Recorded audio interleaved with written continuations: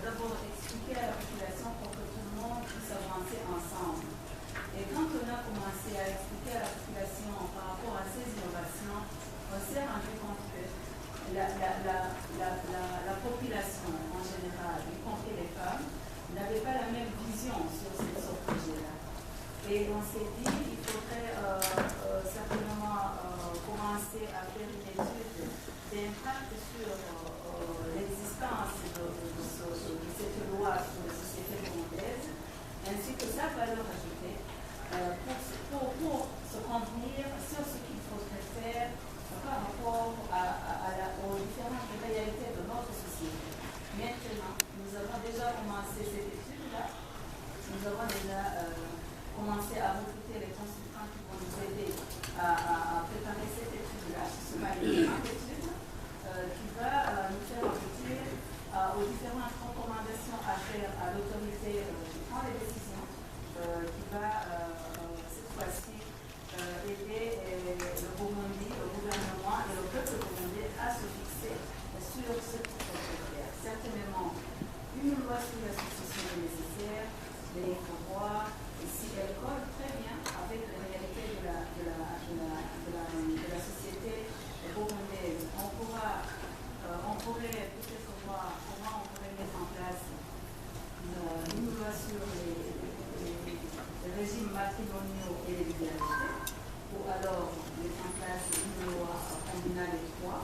Tout cela dépendra des résultats de l'étude que nous attendons et des résultats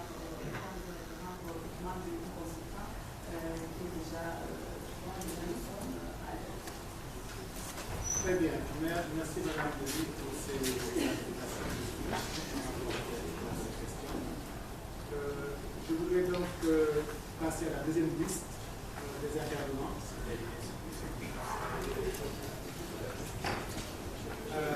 Je prendrai donc, vous avez une liste de 6.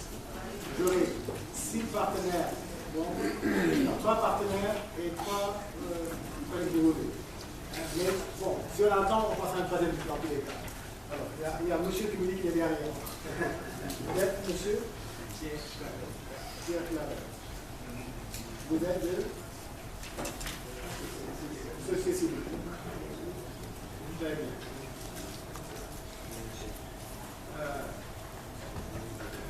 Je vais prendre deux autres tournées, si vous le permettez. Mais je vais prendre une dame aussi, parce que bon, il y a madame qui est là. Madame, vous êtes madame? Oui, de la société civile. Société civile. Donc, il y a deux sociétés civiles. Hein. Madame comment? Moretti. Correct. Ok. Alors. Oui, société civile ici? Nous sommes ici. Bon. Les deux en face. Bon, alors, monsieur. Pardon? Monsieur Pacifique. Société civile également? Vous avez représenté quoi alors? Alors, j'ai pendant les partenaires de développement. Donc, encore, monsieur? UNICEF. UNICEF?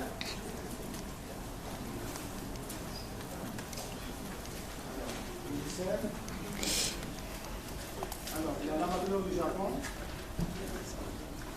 et monsieur de la Banque mondiale Matondi. Alexandre. Très bien. Non, il y aura un troisième liste, ne vous inquiétez pas. Très bien. On va essayer d'être encore assez succinct dans les interventions, concis, précis et pratiques, de manière à ce qu'on puisse avoir une troisième liste. Donc, je vais commencer par monsieur Pierre Claver.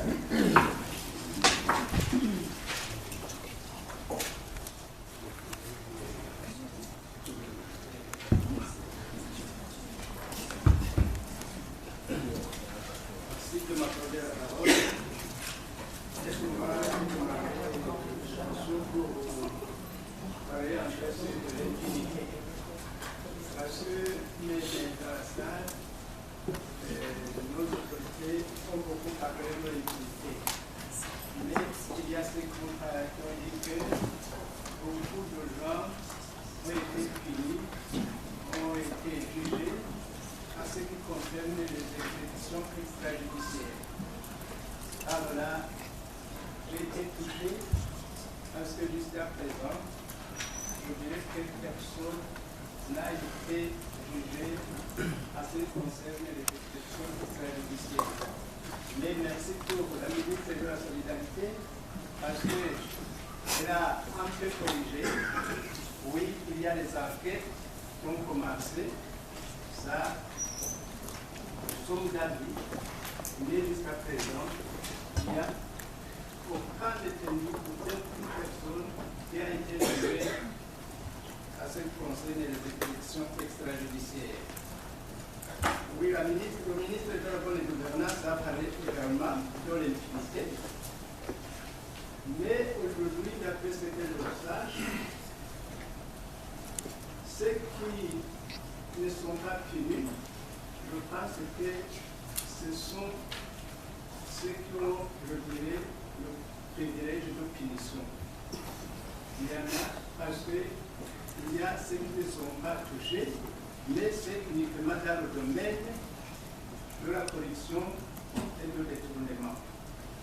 Il y a ceux qui sont dispensés de punition. Mais pour les autres, les petits gens, ils sont en prison. Ils sont beaucoup, ils ont été jugés. Mais juger un prisonnier, c'est une bonne chose, mais nous constatons qu'on va plus loin jusqu'à ce que celui qui a, par exemple, est accusé d'avoir détourné 2000 francs, c'est-à-dire 2 $, soit puni à 5 ans de servitude pénale, et voire même contraint par corps. Je sais quelqu'un, ce n'est pas un ou deux, qui ont été punis et qui ont eu des contraintes par corps allant jusqu'à 100 ans de contraintes par corps. Par là, je dis que gagne le gouvernement. Est-ce qu'il ne faut-il pas le condamner à la peine de servitude pénale et à ce qui concerne les contraintes par corps? Si on voit qu'il est quelquefois même, on le condamne étant innocent, et par là, je demanderai à ce que, avec le contrainte par corps de 100 ans, qui ne pourra même pas vivre, de voir comment le gouvernement pourra recouvrer au moins l'argent qui a été détourné. Parce que c'est ça l'avantage du gouvernement. Faites-vous conclure. Nous allons entrer avec une promesse. Parce que le deuxième vice-président a dit, vous nous direz à nos actes et votre satisfaction sera notre fierté. Car là, c'est une promesse, et la promesse est une dette. Et celui qui ne paie pas sa dette, je crois qu'il est jugé par le tribunal ou autre. À ce moment, je demanderai à ce que les engagements que nous venons d'avoir ici à Genève, que ce soit qui est réalisé, il faut que ce ne soit pas le langage politique comme nous sommes habitués de le voir, et comme ça, je crois que nous pourrons avancer avec l'image de la solution 25 de l'Europe. Je vous remercie.